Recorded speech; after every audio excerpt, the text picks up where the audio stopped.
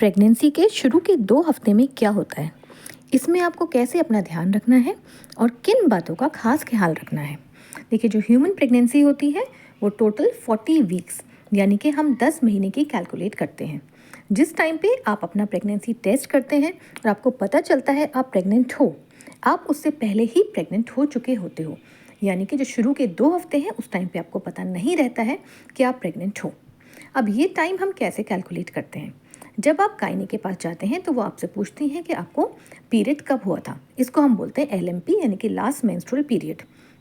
Suppose आपको 1 मार्च को period हुआ है और आपको 28 मार्च को दोबारा पीरियड होना है, तो आपकी 28 डेज़ की साइकिल है। आप डॉक्टर के पास 1 अप्रैल को जाती हैं, आपका UPT करते हैं, वो पॉजिटिव आता है। इसका मतलब आप 4 हफ्ते की प्रेग्नेंट हैं। अब ये जो शुरू का टाइम होता है 2 हफ्ते, इस टाइम पे आपकी बॉडी अंडा बनाती है और ओव्यूलेशन और फर्टिलाइजेशन के लिए आपके बॉडी को प्रिपेयर करती है। ये जो टाइम स्टार्ट हो रहा है यानी कि जब आपको जिस दिन पीरियड हो रहे हैं उस दिन से शुरू हो रहा है। तो आपका जो यूट्रस यानी कि बच्चेदानी है, इसकी जो लाइनिंग यानी कि एंडोमेट्रियम वो बाहर निकल रही है। जो बचा हुआ अंडा था जो कि फर्टिलाइज नहीं हुआ था पिछले महीने का, वो उस टाइम पे बाहर निकलता है शुरू के 5 दिन। इसके बाद जो आपका एंडोमेट्रियम है वो बढ़ना शुरू होती है, वो बढ़ती है, वो एक तरह की ज़मीन होती है जिसमें आके आपका जो बच्चा है वो चिपकने वाला है और वो उसमें बढ़ने वाला है। दूसरी तरफ जो आपका अंडाशय है यानी कि ओवरी है, उसके अंदर फॉलिकल्स डेवलप होते हैं यानी कि अंडा बनने वाला होता है। जब एक बच्ची पैदा होती है तो तकरीबन उसके अंदर 2 लाख फॉलिकल्स होते हैं। हर महीने इसमें से एक फॉलिकल बड़ा होता है, पूरा मैच्योर होता है, तो उसके अंदर से एक अंडा निकलता है। ये आपके साइकिल के अकॉर्डिंग, अगर 28 दिन की साइकिल है तो 14वें दिन बाहर निकलता है, 24 घंटे के लिए रहता है। अगर इसको स्पर्म मिलता है तो उससे फर्टिलाइज होता है, जाइगोट बनता है और फिर ये डिवाइड होके बाद में पूरा एम्ब्रियो बन के आपके जो बच्चेदानी की दीवार थी जो प्रिपेयर हो रही थी, 5 दिन के बाद वहाँ जाके चिपक जाता है।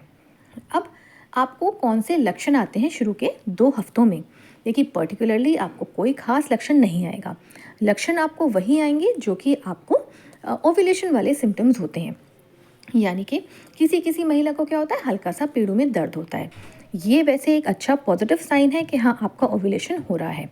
किसी किसी महिलाओं का क्या होता है, ओव्यूलेशन के टाइम पे हल्का सा स्पॉटिंग या हल्का सा लाल सा धब्बा सा आता है। किसी किसी में क्या होता है, आपका जो बॉडी टेम्परेचर अगर आप शुरू से नाप रहे हैं उस टाइम पे 0.5 डिग्री या 1 डिग्री बढ़ा हुआ होता है। आपको लगेगा आपको हल्का सा बुखार सा आ रहा है। किसी किसी महिला में जो आपके ब्रेस्ट होते हैं उसमें टेंडरनेस, भारीपन, छाती में भारीपन सा आपको महसूस हो सकता है। जो आपका सर्वाइकल म्यूकस है यानी कि जो विजाइनल डिस्चार्ज है वो थोड़ा पतला सा होने लग जाता है, जैसे अंडे की सफ़ेदी होती। ये इसलिए होता है ताकि जो स्पर्म है वो अच्छे से ऊपर जा सके। अब आपको कौन सी बातों का ध्यान रखना चाहिए इन शुरू के 2 हफ्तों में?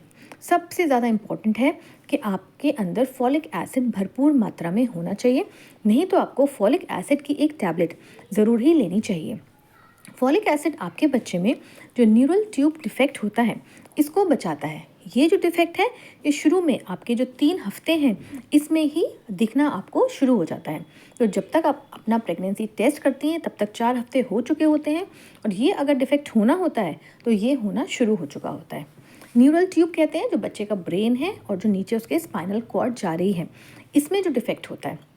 इसमें क्या होता है, कभी कभी बच्चे का सिर ही नहीं बना हुआ होता है। कभी कभी क्या होता है, आपने सुना होगा बच्चे के कमर में फोड़ा था, तो मेनिन जो सील होता है ये जो है न्यूरल ट्यूबल डिफेक्ट है। अगर आप फॉलिक एसिड सही मात्रा में लेते हैं तो आप इसको प्रिवेंट कर सकते हैं। अब नेचुरल सोर्सेज क्या क्या होते हैं फॉलिक एसिड के? देखिए, हरी पत्तेदार सब्जियां, पालक है, मेथी है, सब बहुत अच्छे सोर्सेज हैं। होल ग्रेन्स हैं, जैसे कि अब गेहूँ है, गेहूँ की रोटी लीजिए, मैदा वगैरह ना लें। फोर्टिफाइड सीरियल्स आते हैं, वो सारे लें। बाकी आप सिट्रस फ्रूट्स लें, जैसे कि नारंगी, संतरा है, आंवला है, नींबू है, ये सारी चीज़ें लें। देखिए, आप कितना भी लेकिन नेचुरल सोर्स लें, प्रेगनेंसी में 400 माइक्रोग्राम जो है आपको शुरू में ज़रूरत पड़ती है फॉलिक एसिड की। तो इसके लिए ये चीज़ें आपका पूर्ति नहीं कर सकती हैं, इसलिए आपको एक फॉलिक एसिड की टैबलेट लेनी चाहिए। पर छोटी सी टैबलेट है, कोई नुकसान नहीं, सिर्फ इसका आपको फ़ायदा ही है। दूसरी इंपॉर्टेंट चीज़ ये है, अगर आपको शुरू में ही कोई इन्फेक्शन हो जाता है या मान लीजिए आपको बहुत तेज़ बुखार आया है, उसके साथ रैशेज़ हैं, तो आपको अपने डॉक्टर को इसके बारे में ज़रूर बताना है। अगर आपको खुद नॉलेज है तो आप उस महीने कम से कम प्रेगनेंसी प्लान ना करें, उसको नेक्स्ट मंथ पोस्टपोन कर दें।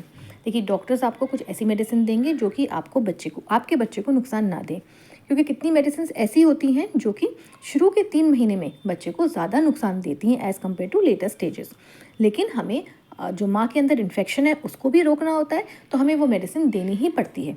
तो अगर आपको इन्फेक्शन हो गया है शुरू में, तो आप नेक्स्ट मंथ के लिए प्लान करें। अगली चीज़ ये है, आपको खाने पीने में ऐसा ध्यान देना है कि आपका जो एग है और जो हस्बैंड का स्पर्म है वो अच्छा हो। इसके लिए कुछ फूड्स होते हैं जैसे कि बादाम है, अखरोट है, अंडा है, मछली है। ये जो है एग की क्वालिटी को बहुत अच्छा बनाए रखते हैं, ये सब लें।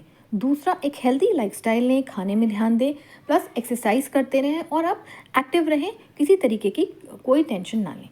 अगर आपको कोई भी क्वेश्चन आपके दिमाग में है तो आप नीचे पूछ सकते हैं। अगर आपको वीडियो अच्छा लगा हो उसे लाइक करें, शेयर करें और मेरे चैनल को सब्सक्राइब ज़रूर करें। Thank you.